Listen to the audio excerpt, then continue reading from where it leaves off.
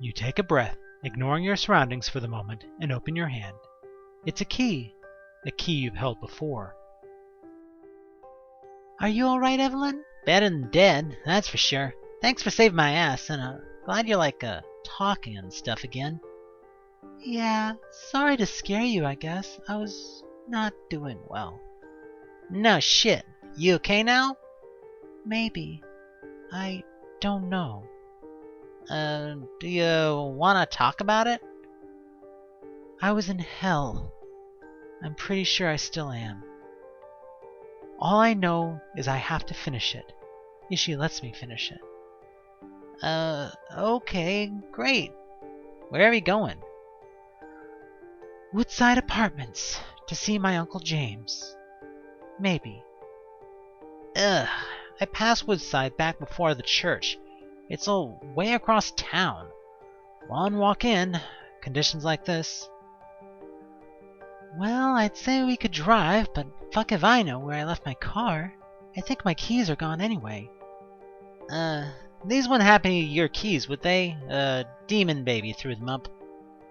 Gross, but you're a saint. You squeeze Evelyn's hand in your own as the two of you walk towards the street. A moment of quiet passes between you. Somehow, against all the odds, your car is parked right across from the hospital. You're not sure whether it's a good omen or bad, but at this stage, it doesn't really matter. You check the car over for anything unpleasant. Monsters, bombs, bitches, but there's nothing. It seems like it's fine. The two of you climb in and share a quiet moment together. The darkness outside is oppressive, and more than a little worrisome.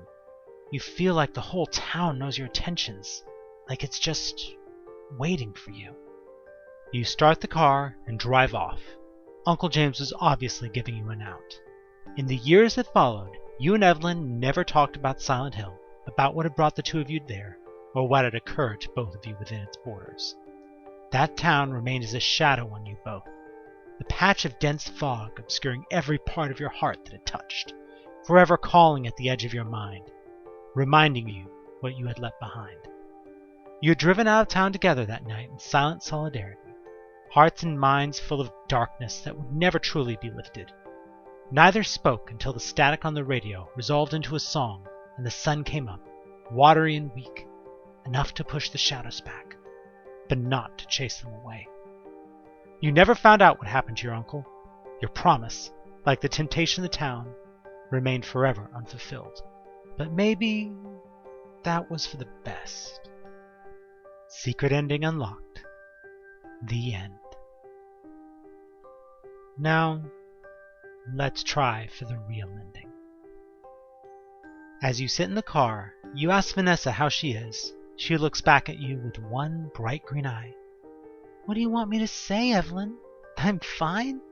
I am so far from fine that fine has ceased to even have any meaning at all. I lost my eye. Lost my eye while getting tortured by something I thought for a while was my uncle. My uncle, who I came here to save. I don't know if I can, or even if I want to. I love him, Evelyn.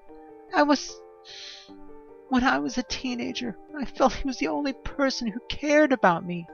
Then he was getting married, and she took all of his time and energy, and I was so jealous, Evelyn. I did something terrible. At the wedding, I got really drunk. They weren't checking IDs, and I kept getting him drinks. And him really drunk. Later, after the ceremony, he was inside, waiting for her. It was dark. I don't think he knew it was me. I didn't care. Maybe it was a little bit deliberate. I took advantage of him. Guess that's all I can really call it. I didn't think it was bad at the time. Lights came on. He looked at me like I was a monster. A couple of months later, when Mom took me to the doctor, I felt like a monster. But I didn't want them to take it. I felt so empty inside. It's time to confess your own sins. There was a girl we were dating. I was gonna ask her to marry me. We were having sex. It was the first time. She died. right there in my arms. The doctor said it was an aneurysm. No one could have predicted it. I was a wreck. Months later, I was in a bar. Thought I saw her. I knew it was some other girl, but she was there trying to reach me. Took her home. We had sex. It wasn't her. I got mad. I hurt her. Then I ran away.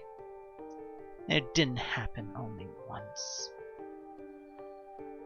The two of you sit in mutual silence for a long while, contemplating the weight of your own and each other's sins. You search for something to say. Can you forgive him? Is it even your place to? You're struggling to find a way to forgive yourself. It seems likely the two of you are both monsters, condemned to some forlorn circle of hell. The saints can't help you now. The moment to speak feels like it's past, and hot tears run rivulets down your face. Reach for a cigarette, but find your pack's empty.